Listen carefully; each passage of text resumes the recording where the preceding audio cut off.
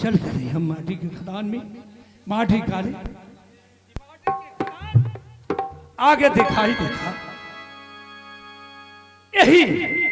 हमरा गांव के मटी खाना है। गांव के बाहरी बा बगीचा के चदरी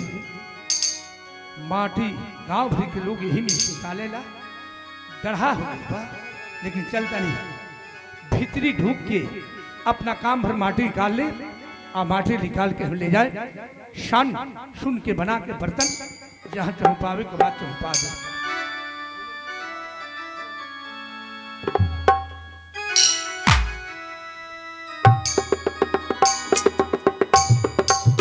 मालिक मेरे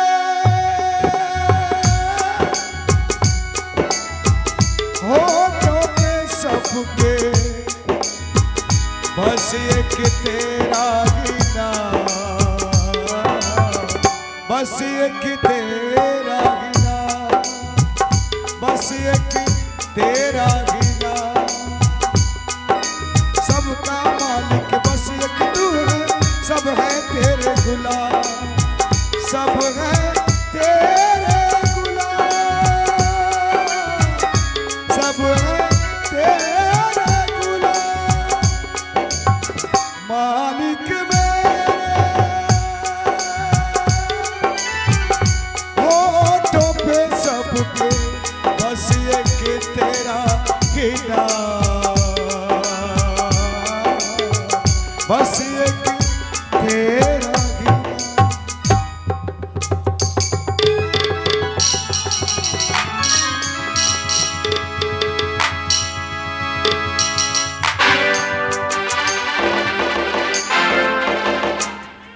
हेलो लक्ष्मी लक्ष्मी अरे कहाँ बारू हम माटी के दान में भीतरी ढोक के माटी खाल कर दी। हाँ अरे टूट के हमरा सीना पर ताप डालबो। लक्ष्मी लक्ष्मी जल्दी भाई जगह घीचा चाहे कहाँ में ही में रह जाए मर जाए कहाँ बारू लक्ष्मी। हाँ हम आ गए। लक्ष्मी अरे जल्दी भाई जी कहो का भाई बोली बंद हो जाता। जल्दी आगे आवा जल्दी आवा लक्ष्मी। ना पप्पू के बाबूजी लक्ष्मी नहीं पप्पू के बाबूजी। लक्ष्मी लक्ष्मी जल्दी आओ। लक्ष्मी आओ आओ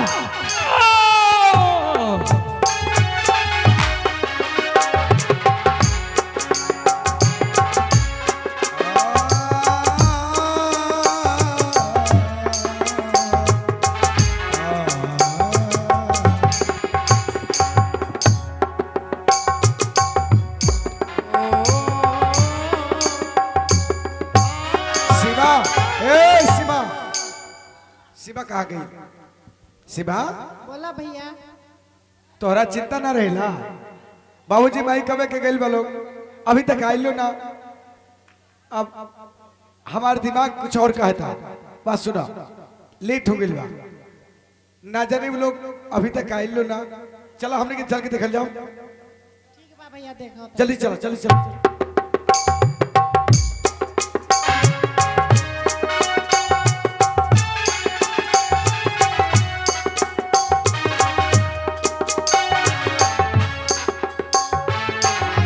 माई बाबूजी माई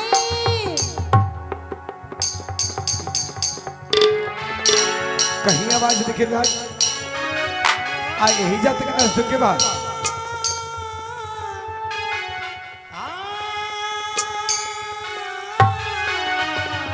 बाबूजी बाबूजी माई माई बाबूजी बाबूजी बोले ना बाबूजी।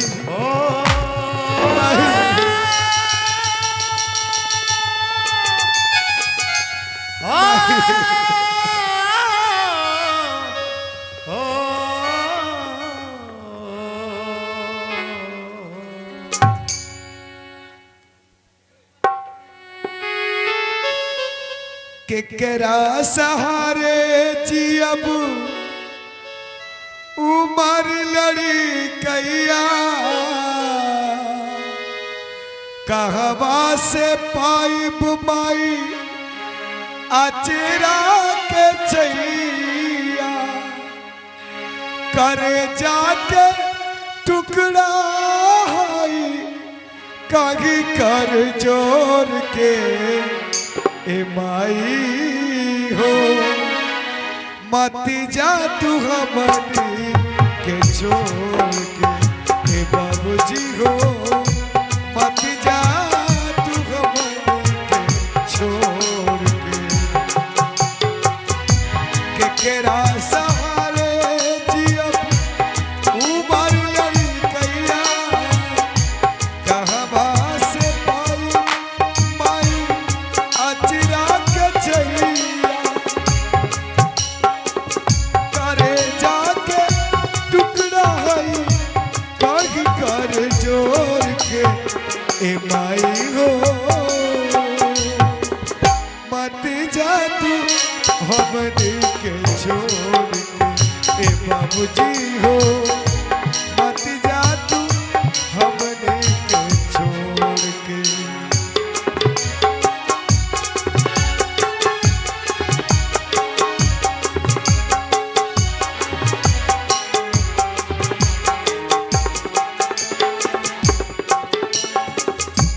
केकरा के माई कहब खाना के खियाई सोते के बेरी माई लोरी के सुनाई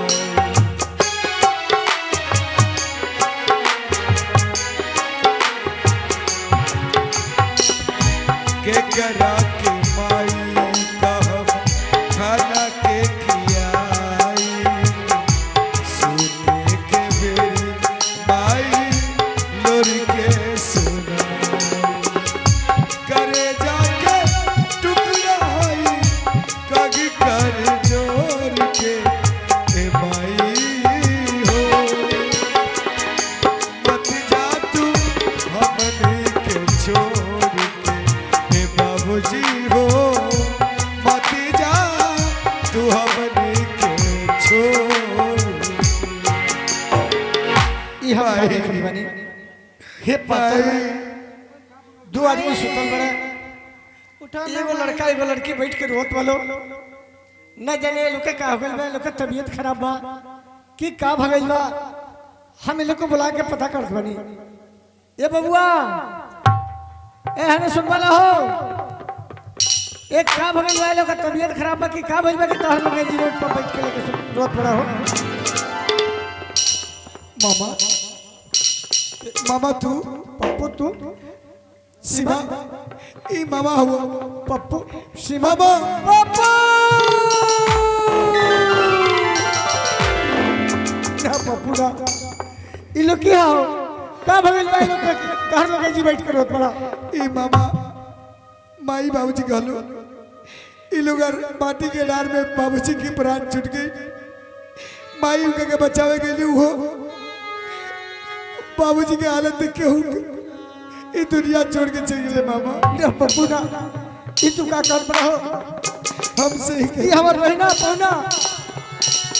बहिना बहिना हम विक्रम बोलत बानी हो विक्रम बहिना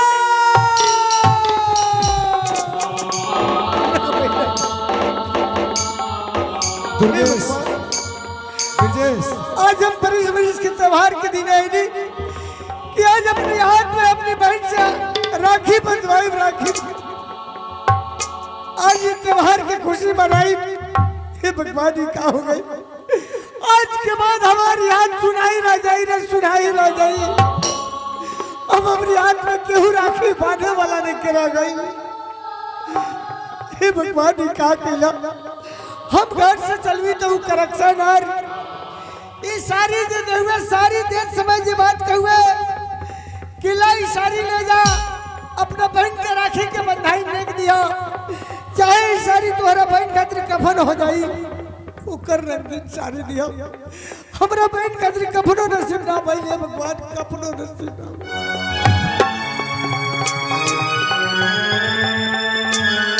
ऐसा बात मत कहो। ए में मामी के कोनो दोस्त है कि मामा ये हमने दोनों भाई बहन के नसीब के दोस्त बा कि आज माई बाबूजी के हम कोनो सेवा ना कर पेनी मामा।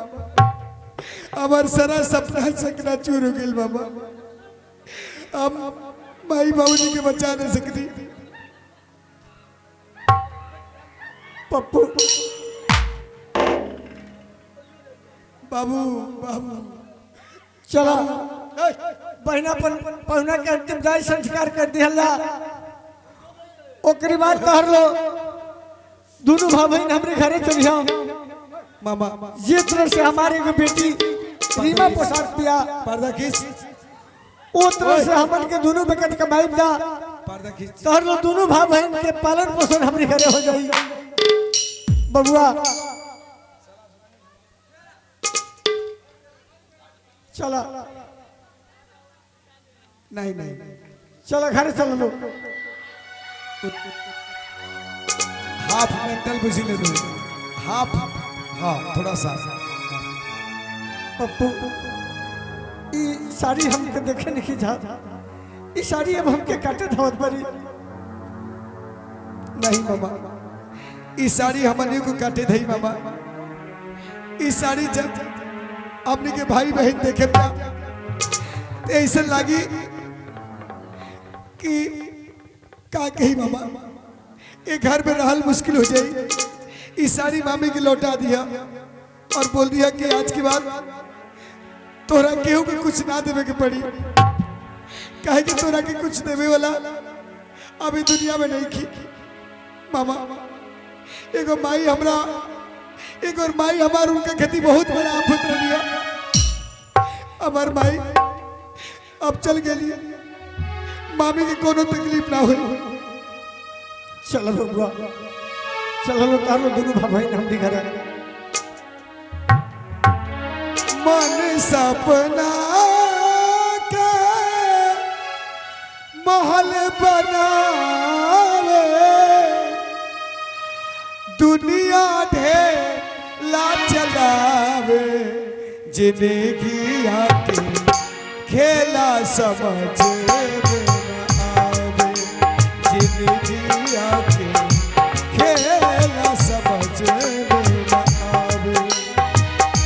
मन सपना के महल बनावे दुनिया ढेला चलावे जिंदगी आके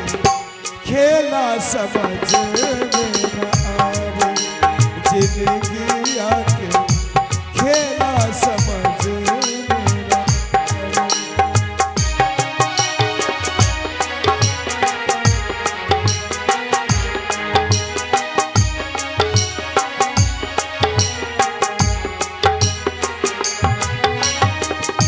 जब जब दिन बिगड़े पर होला केहू रोक न पाए।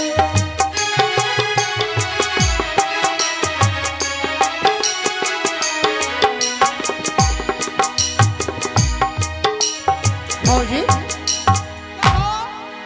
भाई अबे ना आइले। पहले बहना की है राखी बनवावे। अच्छा बहना वो छोटा हुई है रखल है बहना पूरा खा पी के गए 2-4 दिन में। का होई है तो क्या ना बतियावे रहो। सही कहता है कभी मन खाना आवत बहना रख। भाई आवते हो ये सरकारी बस में जावे अलावा सरकारी बस में आ जाई भाई वहीं पर बैठल हुई है। हाँ तू चिंता मत तू करो जानता रहा। हम जानते नहीं भाई के विषय में हम जानते नहीं। भाई के लोग हम जानते नहीं भाई कहाँ पर।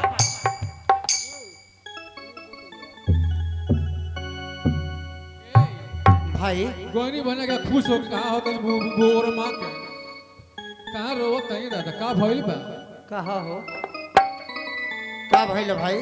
बाबू कहा अभी हम अपना बहिना के घर हो ना पहुंच रही रे। तो रोलो है का मतलब हमका बताइबो। हम जात रही तब तक गौवा के मरिया जे वो पतरवा बा। अच्छा अच्छा रोडवा के किनारवा हे बगलवा हे बगलवा हे बगलवा ओ बगलवा जहाँ वो लोग के बैठखनवा पड़ेला हाँ स्कूल बगल का बा ओइजन पहुंचा रही तब तक दू गो लइकन के रुवाई सुनाई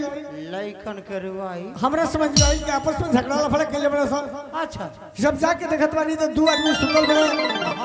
एगो लड़का एगो लड़की बैठ के रोत बालो अच्छा बुला के देखत बानी तो हमार बाबू पप्पू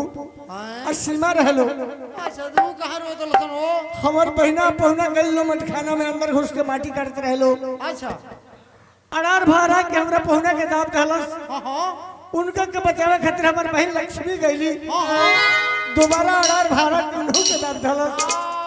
दोनों आदमी एक ही साथे दबा के मर गइल लो अब वो घर में केहू हमरा के राखी बांधे वाला नहीं करा गई मर गई लो मर गइल लो तो का रोवे कह सोती मरही आइल बा के जी आइल बा जी का रोवत तनी काय ते कर ते जी आइल बड़े ते ना ते आइल बड़े जी यार मर करो बस सुना ए मोहर क्या ना बोतियावत ये हो हट सुना तरह उनकर बात तो कोई तो अपना मौगो के डांट दे अपना मौगो के हाँ सुना है ना का पप्पू सिमाइल बड़े सा न जाने कब के खैले पियले बड़े सा भूखे प्यास से मरत हुई सा कुछ खाना घर में बना लगा तो अपनी ये खाना खिया दिया अरे बाप अल्लाह ये सारी लो आज के बाद अब हमरा बहन का तोहरा कुछ दबे के ना पड़ी ऐसे कि हर साल साले तू झगड़ा करत लुआ घर में कि एगो साड़ी देवे के पड़ी कुछ ना कुछ देवे के पड़त हमरा बहन खातिर अब तोहरा कुछ देवे के ना पड़ी बाबू आइल बा सा बाबू नहीं आइल बिया बाबू पप्पू बोझा खिया है कमाई है खिया ई तोहर मामी सीमा चलो प्रणाम करो है खुश रह खाना मन के खाली हलो हम शाम के फिर मिलो जा मामा अब हमने के मामी के लगा गेल बन जा हमने के कुछ ना होई मामी का बाबू बहुत जोर से भूख लागल बा मामी तनी कुछ खिया दो हमरा हम नहियो खाए तो चली सीमा के बहुत जोर से भूख लागल बा एकरा भूख बर्दाश्त ना होला मामी बाप रे आवते भूखा कर लोगी आवते आवते भूख लगल बा आज 3 दिन हो गए मामी कुछ खैले 3 दिन हो गए कहां हाँ। करी और रास्ता में भी मामा हमने के कुछ ना खियौले काहे कि पैसा ना रहे ई बाबू का करी खाना तो बनल रहनी है लेकिन कुत्ता खा गई कुत्ता खा गई खियाई कुत्ता खा गई हाँ ना गोसे बा ना लकड़िए बा बनाई कैसे हम लोग खियाई सीमा खाना कुत्ता खा गई बा घर में कुछ नहीं खे शाम के बनी सब केहू मिल के देखा खाई बाबू ठीक बा ये पप्पी वो काम करा का मामी पहले बगैचा हम लोग तू लेके ले आओ लकड़ी लिया पड़ी हाँ तब ना बना खबर लगी तू खेब हमू खाब तब हमू खाइए ठीक बा मामी हम जाते नहीं सुखल सुखल लकड़ी हाँ लेके जंगल से तुर के लिए आए अब जल्दी तो बनैया हमने के सबके एक सत्ता बैठ के भोजन कर ठीक बच्चा देखो सीमा हाँ घर मामी में कोनो काम नहीं खे घड़ी लगा दी है बर्तन धो दी है मैंने पोछा मार दी है खाना बना दी है 10 को साड़ी में पीस दी है घर में कोनो काम नहीं मामी हमरा के बहुत भूख लागल बा भूख लगल बा देख ना मिली खाए के बे काम कइले हमार घर तो घर ना है सुन ले बाप एक बार खा हम खबर से कारे ठीक बा मामी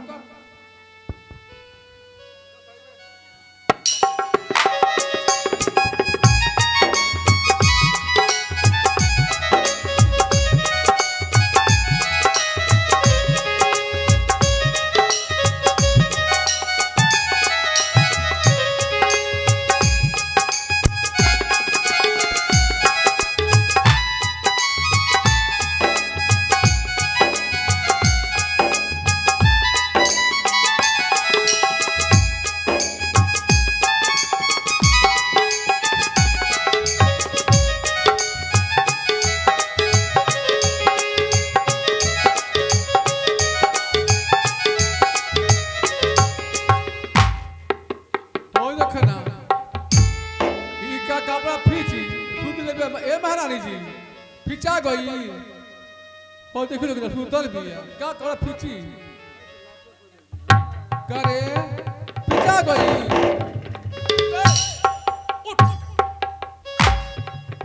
कहो महारानी भाई फिसा गई देखो नहीं ये सोया फा दिल बिया का दू कहां फिसाइल बा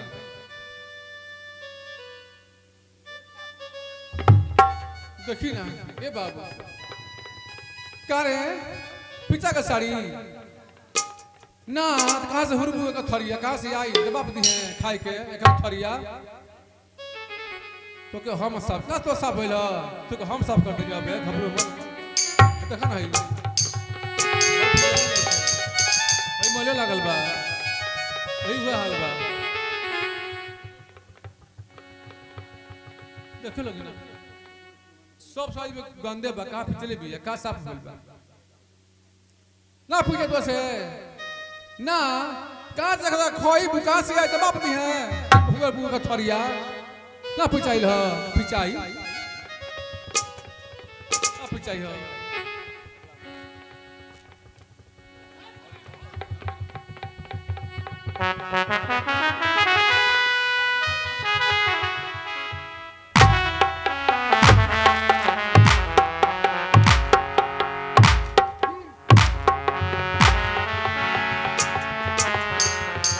मामी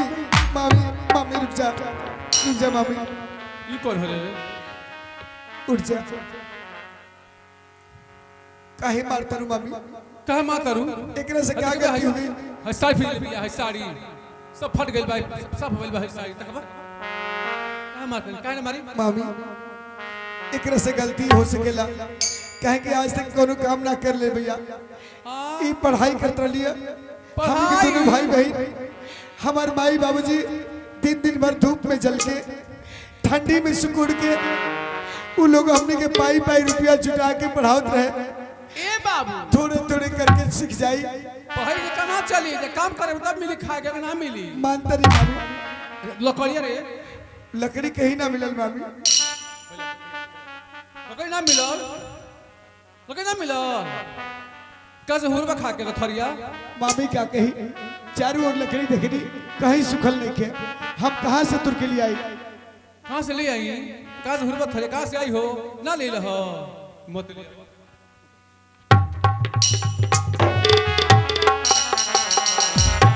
मामी मत मारा भैया के मामी मत मारा भैया के मामी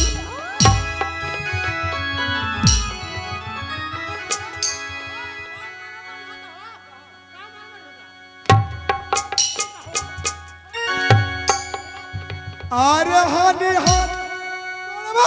मामी क्या है तू गुबार तारू का है तू गुबार तारू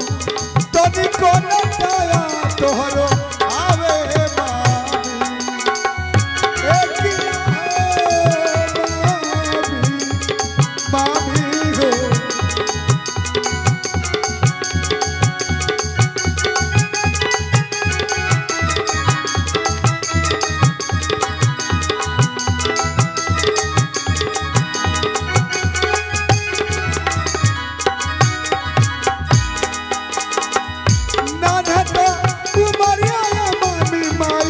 हो गई रे माई बाप मरी हो गई रे केहू ना सहाय हमन के बाते माई किया हो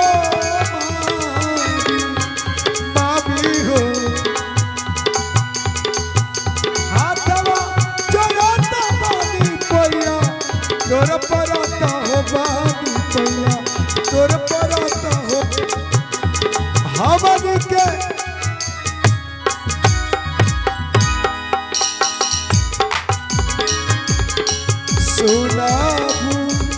सुनाबू ये मामी हो आर हमारी बचनिया मामी सुनाबू ना सुनबू ये मामी हमारी बचनिया हो सुन लेबू ध्यान लगाइए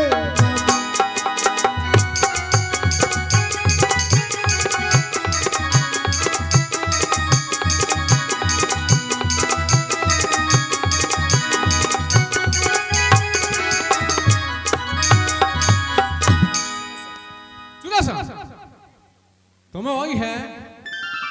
खोल के मामा हमारे मरली है तो जहाज के मुंह आदि माहौर खिया तो खिया दे मुंह आदि दुनिया ना के नहीं मामी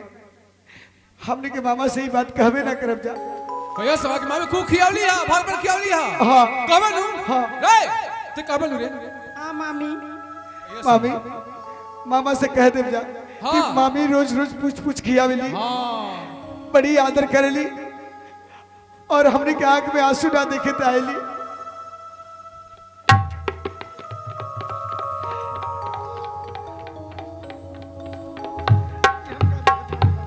ई तोरा आँख से आंसू मामा आज मामी हमने के इतना खुश हो गए जैसे खाना परोसली खियावे खती माई बाबूजी की याद आ गई ऐसे आंख से आंसू आ गए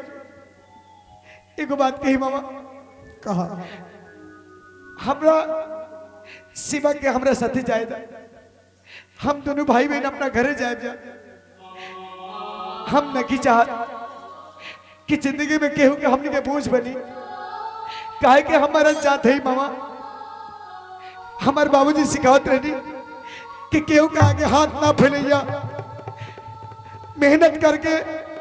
अपना जीवन की चला लिया मामा पर का कही मामा जग में माई बिना के हुए जग में माई बिना के हुए अरे सहाय ना होई केहू के तनो दुलारी माई ना होई केहू के तनो दुलारी माई ना होई जग में माई बिना के हुए जग में माई बिना के हुए सहाय ना होई केहू के तनो दुलारी बाके माई ना होई केहू के तनो